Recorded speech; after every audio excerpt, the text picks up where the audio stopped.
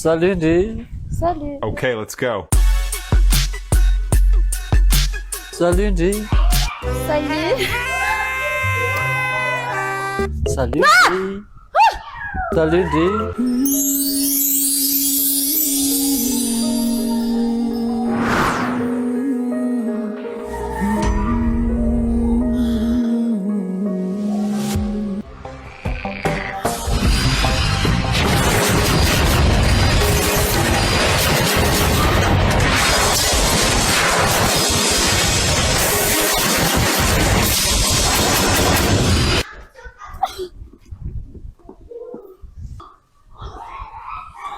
Salut Ndri. Salut Ndri. Inda sa salut avanti, sa te fai veramente fa fona ita salut antiria. Siamo avanti salut rianna. Sulla conti mi son salut. Fo androani an salut avana kse salut recha recha te do falik to. Salut Ndri. Efa manambady efa miadana arpanambadiny. Salut Ndri. Salut Ndri. Inna sa te veramente fa ita tiare ale antira na ita.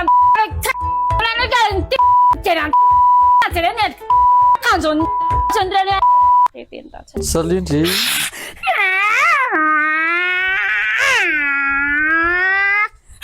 Salut Ndri. Ankina amin'Andriamanitra ny fiainanao raha nata. Salut Ndri. Salut Ndri.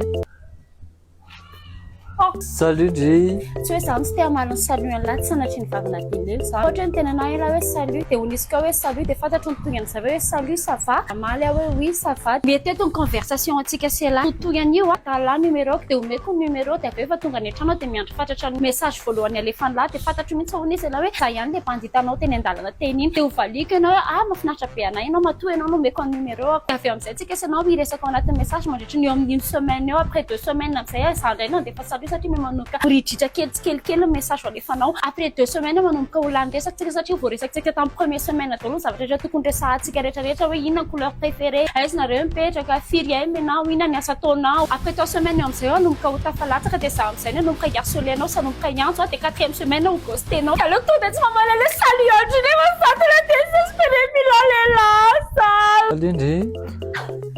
Kaiza daholo tsika rehetrarehetra fianako nisy nanao salut ndry tetỳ an-dalana indray ny tantaraiko androa. Salut Ndri. Coucou les filles, une vraie dinguerie. Aujourd'hui, je me suis fait draguer dans la rue. Il m'a dit salut Ndji, je vous raconte ton story time. Salut Ndri. Salut Yania. Salut Ndri. 50 000 arrière, t'es là, mais en tout cas chambre. Salut Ndri. Hey! Ça devo fumare, sai? Ciao, Esiste.